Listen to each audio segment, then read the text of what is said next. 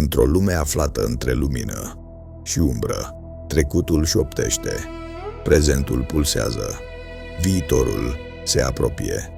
2 milenii de istorie, 2 milenii de credință, o singură dramatizare care le unește pe toate. Joi, 18 decembrie, ora 19. Biblia îți descoperă viitorul, așa cum l-a promis Iisus.